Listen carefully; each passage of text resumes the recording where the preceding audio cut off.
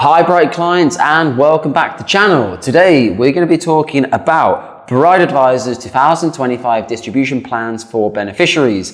We have our in-house expert on the topic, Jonathan Laws, our senior advisor or independent financial advisor, joining us from London this morning. Jonathan, how are you?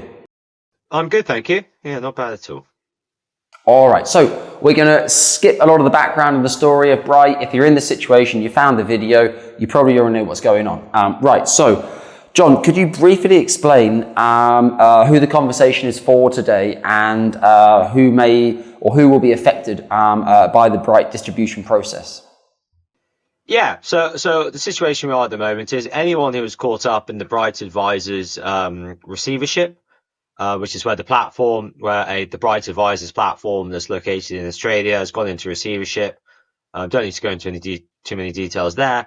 But those of you who are caught up in this, whether you had direct assets on the platform or you're in the QROPS or a UK SIP, on the platform, anyone caught up in this is an update for you, just to let you know where we're at in terms of, both a timeline in terms of when you're going to get your money, but B, in terms of, what we can expect, what are the next stages, how the money's going to get back to you, when it's going to get back, etc. So John, could you give a summary then of the publicly available information at the moment of what the 2025 distribution plan looks like and in terms of timelines for that? Yeah, so timeline-wise, it keeps getting pushed back, unsurprisingly. At the moment, that there's a few kind of key dates. So we've got the 25th of March.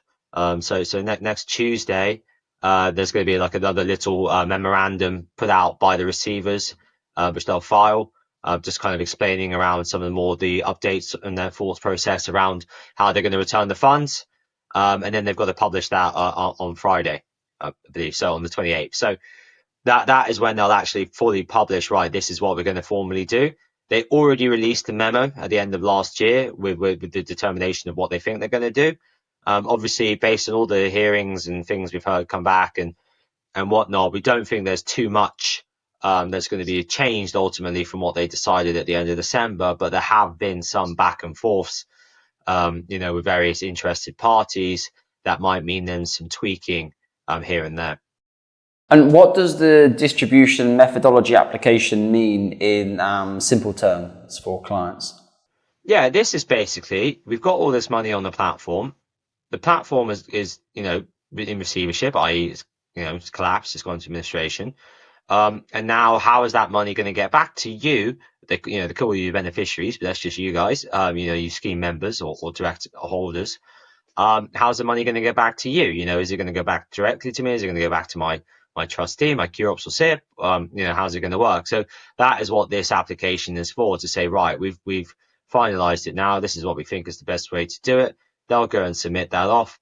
There'll be a 3-week period where people will have the ability to kind of register to have a say. Maybe there's some angles or some opinions or thoughts they have, whether that's from you beneficiaries or from other trustees or any other kind of interested parties. And then we'll kind of, go from there in terms of, how to return the fund. So that's what it is. When you see distribution methodology, that is just basically how's the money going to get back to you.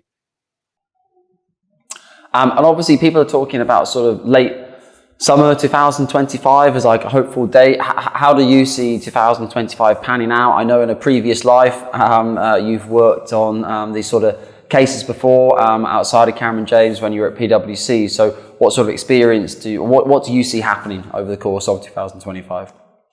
Yeah, so we've got this distribution methodology. Obviously, the key thing at the moment, it looks like they're going to be selling down everything and then returning it directly to the trustees, which is kind of like how we always thought it was going to go from the outset. I really couldn't see any other way or they were going to do it. Yes, there is going to be some people that might be in a position where they're going to be minorly disadvantaged, or certain aspects that could be better or improved for certain beneficiaries. But ultimately, with anything like this, you've got to go for the greater good.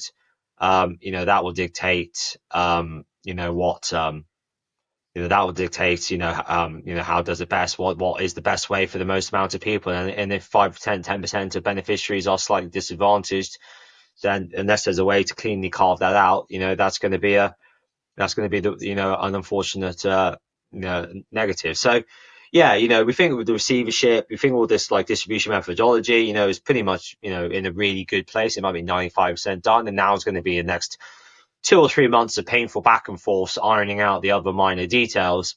Hopefully that should, there is no hearing at the moment, but, pencil it in maybe the end of May. And then it shouldn't be hopefully too long before they go about doing things. So, originally we kind of said June when we saw the first timetable, maybe July, August now. It's probably a more accurate, and let's just be conservative guess. So to clarify that again, John, for anybody watching who may have, don't know how much up to date they are, from your understanding, we believe that the assets will be returned in cash to the trustee. Once the money returns in cash to the trustee, what options would clients have in terms of either accessing their money, leaving that trustee, or finding a new trustee, or what sort of options do you believe they would have at that point? Yeah, so the options are going to be, slight caveat that things can change. It hasn't been 100% confirmed, but at the moment, you'll be going back to your original trustee. And I know there are several Brite members that aren't the biggest fans of their trustees and stuff, which you quite understand. But ultimately, this is really the only way we could see that was ever going to happen, because to circumvent that would have been so awful from a taxation and regulatory point of view that it was just didn't even bear thinking about. So yeah, now that's where our advisors come in, or the advisor comes in and goes, right, well, this is your current trustee. Maybe they're good and you should stay with them. And now you just need another platform to invest the money. Or maybe, there's a better trustee out there and, your advisor advises you to move to them because they're, more secure, more robust. Maybe it's a built-in platform, whatever it may be.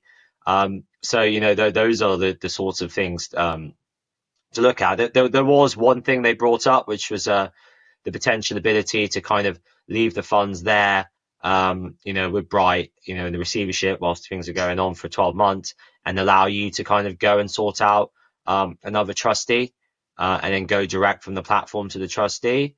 Now, in my book, that might be, and I've seen the comments from a lot of these schemes that just sounds to me like it's going to cause far more issues than it solves, because ultimately the one sending the money needs to be your old scheme and not the platform, doing it directly of their own volition. So I just think that might be a bit, might have, less benefits and cause more issues. So, the kind of going back to your original trustee, read your original SIP, original key ops, and then going from there, and finding a new platform, a new trustee is the way to go, and looks like the way it's going to be done, which is exactly what we kind of thought it would be, or saying I definitely thought it would be when we first went through all of this, 18 months ago, or whatever it was. And Jonathan, you actually had some clients whom you're actually able to do financial planning with them on the assets that went to the trustee straight away, because some of the assets didn't go to the platform and actually remained on the cash account at the trustees. There's been some clients who sort of classify themselves as Brite clients but didn't actually go onto the Brite platform, and you've been able to do transfer out for those clients or reallocate funds to a new platform, correct? Yeah, no, exactly. There's a couple, quite lucky. One who even signed his paperwork that day, and then the scheme went into receivership the next day. So, had he been 2 or 3 weeks earlier, or been, spent less time doing his due diligence, then ultimately would have been on the platform and caught up on all of this. So, yeah, we've been able to go in and go, right, well, you've got this assets where you've got Maltese QOps or Gibraltar QOps, or you've got the UK SIP, and we can kind of go off and do a full financial planning with them, just like they would be any other client, and not brought up in the Brite things. It's just the fact they needed a new advisor because Brite, their Brite advisor, failed, or whatever you want to call it. Yeah, understood. And for all those clients, John, that you're working with at the moment who obviously do have assets on the Brite platform, which are of course frozen, you've been working on other areas of their finances during the meantime, right? So whether it be IRA, other different bits and pieces in the US with them. So could you tell me a little bit of experience about some of those clients and starting to build a trusting relationship with them outside of their Brite assets, which are obviously frozen. Yeah, a lot as I referenced before, a lot of these clients, and again, it's not a Brite thing. It's a lot it's similar with lots of other advisors. Haven't really done full fat holistic financial planning, so they didn't really know about US accounts, or they haven't had any of them set up, or they've had them poorly managed, or sporadic, or whatever it may be. And we've kind of gone, right, well, this is real financial planning. When do you want to retire? Great. Here's your social security benefits. Here's your state pension benefits. Here's the shortfall.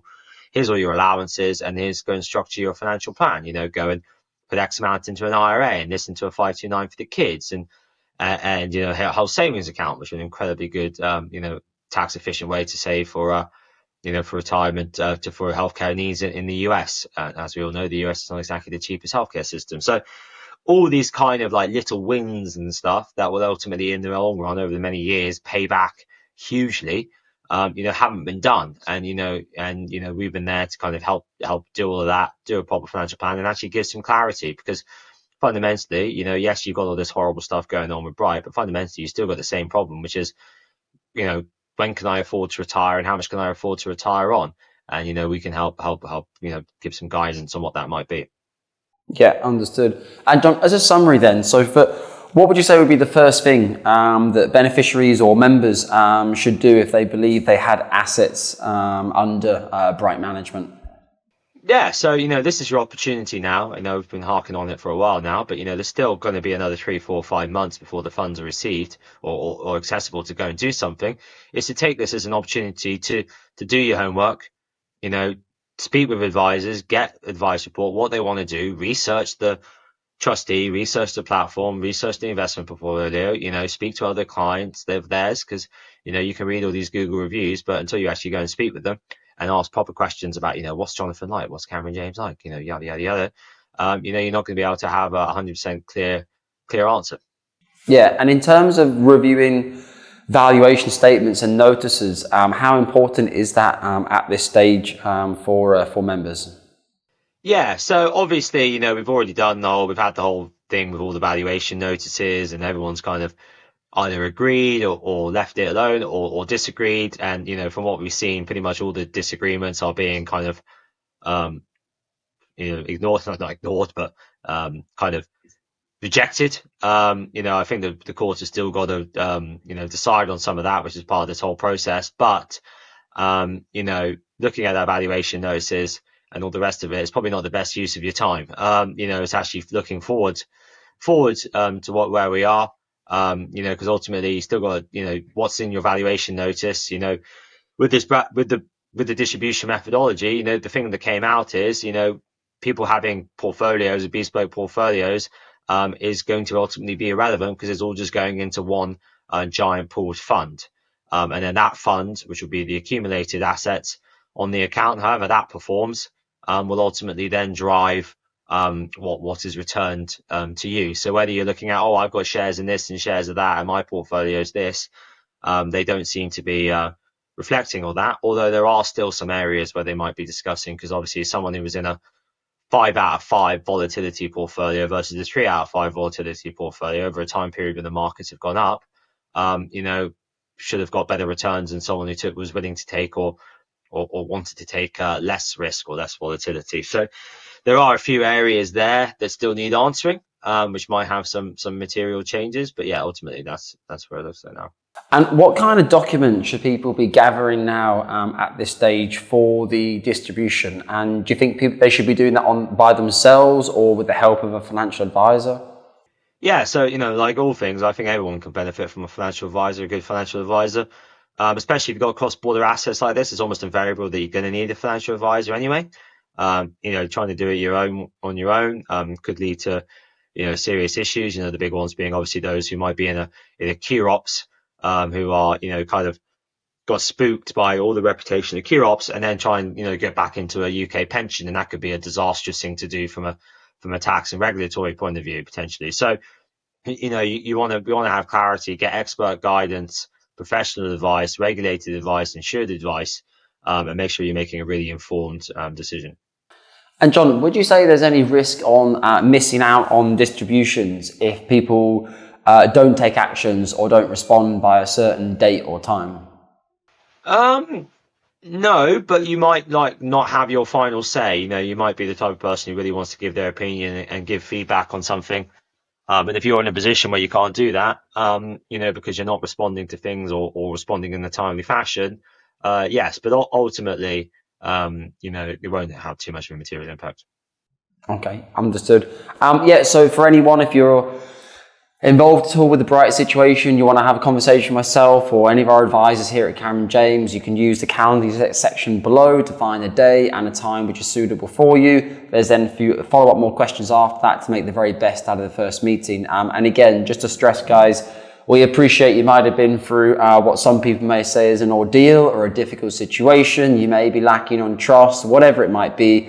But at the end of the day, you've still likely got hundreds of thousands or possibly millions invested that you need to look after and manage for the rest of your retirement. So our goal and philosophy here at Cameron James is keep calm and pension on. And I think Jonathan's mentioned this before.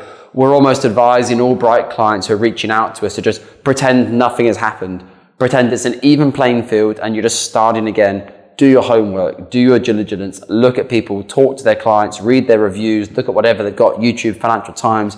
Go and read and find out that the new home potentially that you're going to move to is the right one for you. Or if you think your original financial advisor that you're already working with is the very best person in the industry, continue working with them and understanding what their game plan is going to be moving forward, doing proper cash flow planning of your retirement, how these funds are going to achieve that for you and what your risk profile is. So Jonathan, thank you again for your time this morning. I look forward to more videos to come as the situation develops with Brite. Yeah, 100%. Yeah, really good. Indeed. And as always, take care of the UK pension assets and speak with you soon.